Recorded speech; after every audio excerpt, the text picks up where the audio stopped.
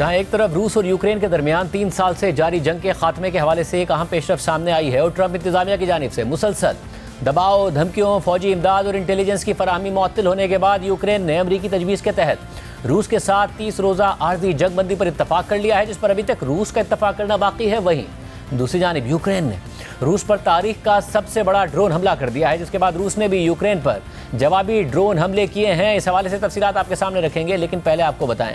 کہ کل سعودی عرب کی میزبانی میں ہونے والی یوکرین اور امریکی حکام کی اہم اور طویل ملاقات کے بعد یوکرین نے امریکہ کی جنگ بندی کی تجویز کو قبول کر لیا ہے، جس کے بعد امریکہ نے یوکرین کی فوجی اور انٹیلیجنس معاونت بحال کرنے کا اعلان بھی کر دیا ہے۔ الجزیرہ کے مطابق دونوں ممالک نے منگل کو سعودی عرب میں ہونے والی ملاقات کے بعد ایک مشترکہ بیان جاری کر دیا ہے، جس میں کہا گیا ہے کہ یوکرین 30 روزہ عارضی جنگ بندی کی امریکی تجویز کو قبول کرنے کے لیے تیار ہے، جسے فریقین کی باہمی رضامندی سے بڑھایا جا سکتا ہے۔ یوکرینی صدر زیلنسکی نے اس حوالے سے ٹیلی گرام پر کہا کہ جنگ بندی کی تجویز کے تحت پوری فرنٹ لائن پر مکمل 30 روزہ جنگ بندی ہوگی، جبکہ امریکی صدر ٹرمپ نے امید ظاہر کی ہے کہ روس بھی اس جنگ بندی منصوبے پر راضی ہو جائے گا، اور انہوں نے اشارہ دیا ہے کہ امریکہ اس حوالے سے جلد روس کے ساتھ ایک میٹنگ کرے گا۔ مذاکرات میں ہونے والی پیش رفت کے بعد امریکہ نے اعلان کیا کہ وہ فوری طور پر انٹیلیجنس شیئرنگ پر عائد پابندی ختم کرے گا اور یوکرین کی سیکیورٹی امداد بحال کرے گا، جو اس نے گزشتہ ہفتے معطل کر دی تھی۔ اس معطلی کی وجہ سے یوکرین کی روسی فوج کی موومنٹ پر نظر رکھنے،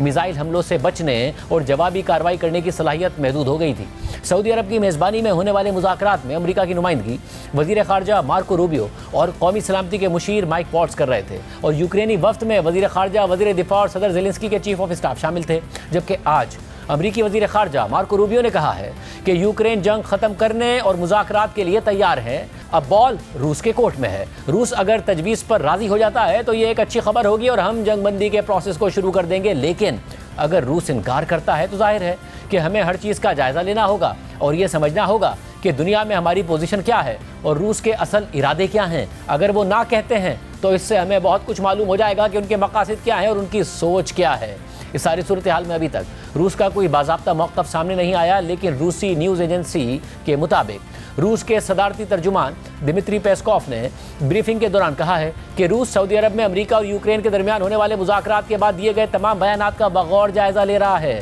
انہوں نے مزید کہا کہ وہ مذاکرات کے مشترکہ بیان کے متن سے واقفیت حاصل کرنے کی کوشش کر رہے ہیں، اور روس امریکی وزیر خارجہ مارکو روبیو اور امریکی قومی سلامتی کے مشیر مائک والٹز سے مذاکرات کے بارے میں تفصیلی معلومات کا منتظر ہے۔ الجزیرہ کے مطابق روس کے صدارتی ترجمان نے مزید کہا ہے کہ آئندہ چند دنوں میں رابطوں کا منصوبہ بنایا گیا ہے، جن کے بارے میں روسی حکومت اطلاع دے گی۔ روس مجوزہ جنگ بندی کے معاملے پر قبل از وقت کوئی فیصلہ نہیں کرنا چاہتا، لیکن اس سے پہلے امریکہ سے مکمل معلومات حاصل کرنے کی ضرورت ہے، اور اگر ضروری ہوا تو پیوٹن اور ٹرمپ کے درمیان ٹیلی فونک گفتگو بہت جلد ہو سکتی ہے۔ تاہم اس حوالے سے فی الحال کوئی معاہدہ طے نہیں پایا ہے۔ جرمنی، فرانس اور چین سمیت یورپی کونسل نے جنگ بندی کے لیے ہونے والی اس پیش رفت کو خوش آئند قرار دیا ہے، لیکن اس ساری صورتحال میں جہاں جنگ بندی کے لیے مذاکرات چل رہے ہیں اور یوکرین نے بھی جنگ بندی کی تجویز پر اتفاق کر لیا ہے، وہیں یوکرین کی جانب سے ماسکو پر ایک بڑے ڈرون حملے کے بعد روس نے جوابی کارروائی کی ہے، جس کے بعد سے جنگ میں مزید شدت آ گئی ہے اور دونوں طرف سے مختلف حملوں کے دعوے سامنے آ رہے ہیں۔ منگل کو یوکرین نے روس پر بڑے پیمانے کا ایک ڈرون حملہ کیا تھا، جس میں کم از کم 3 افراد ہلاک ہوئے تھے اور ماسکو شہر کو بڑے پیمانے پر نقصان پہنچا تھا۔ اس حملے کو یوکرین نے روسی دارالحکومت پر اب تک کا سب سے بڑا ڈرون حملہ قرار دیا تھا، اور سینکڑوں ڈرونز کے ذریعے ہونے والے اس حملے سے شہر کی رہائشی عمارتوں کو نقصان پہنچا تھا اور ایئرپورٹس کو بھی عارضی طور پر بند کر دیا گیا تھا۔ اس حملے کے متعلق روسی وزارت دفاع کا کہنا تھا کہ ان کے ایئر ڈیفنس نے روس کی جانب داغے گئے 337 یوکرینی ڈرونز تباہ کر دیے تھے، جن میں سے 91 ماسکو ریجن میں گرائے گئے تھے۔ جبکہ اس حوالے سے رائٹرز کے مطابق بظاہر یہ لگتا ہے کہ یوکرین اس حملے کے ذریعے دکھانا چاہتا ہے کہ وہ بھی بڑے حملے کر سکتا ہے، خاص طور پر روسی میزائل اور ڈرون حملوں کے سلسلے کے بعد، جن میں سے ایک حملے میں ہفتے کو روس نے یوکرین میں 14 افراد کو ہلاک کر دیا تھا۔ یوکرین کی جانب سے اس غیر معمولی حملے کے بعد کل رات کو روس نے بھی یوکرین کی جانب درجنوں ڈرونز داغ دیے تھے، جبکہ آج روس کی جانب سے متعدد دیہاتوں پر قبضے کے دعوے بھی سامنے آئے ہیں۔ الجزیرہ کے مطابق یوکرین کا کہنا ہے کہ روس نے گزشتہ رات کو 3 میزائل اور 133 ڈرونز داغے ہیں۔ یوکرینی فوج کے مطابق ان کی فضائیہ نے 98 ڈرونز مار گرائے ہیں، جبکہ مزید 20 ڈرونز اپنے ہدف تک نہیں پہنچ سکے۔ تاہم یوکرینی فوج نے باقی 15 ڈرونز کے بارے میں کوئی وضاحت نہیں دی ہے۔ واضح رہے کہ یوکرین کی جانب سے روس پر یہ بڑا ڈرون حملہ ایسے وقت میں ہوا تھا جب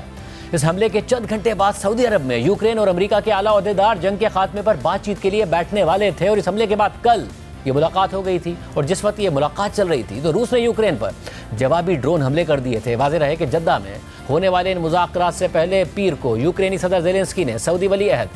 شہزادہ محمد بن سلمان سے ملاقات کی تھی، لیکن وہ مذاکرات میں حصہ لیے بغیر سعودی عرب سے واپس چلے گئے تھے اور پلان بھی یہی تھا کہ ان کی ٹیم مذاکرات میں حصہ لے گی۔ اور اس کے بعد پیر کو سعودی ولی عہد کی امریکی وزیر خارجہ مارکو روبیو سے بھی ملاقات ہوئی تھی۔ مذاکرات میں عارضی جنگ بندی پر اتفاق کے علاوہ یوکرین کی نایاب معدنیات کی امریکہ حوالگی کے حوالے سے بھی پیش رفت ہوئی ہے۔ الجزیرہ کے مطابق ملاقات کے مشترکہ بیان میں اشارہ دیا گیا ہے کہ یوکرین کے اہم معدنی وسائل سے متعلق ڈیل بھی مذاکرات کی ٹیبل پر واپس آ گئی ہے اور دونوں ممالک یوکرین کی معیشت کو وسعت دینے اور یوکرین کی طویل مدتی خوشحالی اور سلامتی کی ضمانت کے لیے یوکرین کے اہم معدنی وسائل کی ترقی کے لیے جلد از جلد ایک جامع معاہدہ طے کرنے کے لیے تیار ہیں۔ اس کے علاوہ امریکی ٹی وی NBC نیوز کے مطابق جب ٹرمپ سے زیلنسکی کو وائٹ ہاؤس میں دوبارہ انوائٹ کرنے کے بارے میں پوچھا گیا تو انہوں نے جواب دیا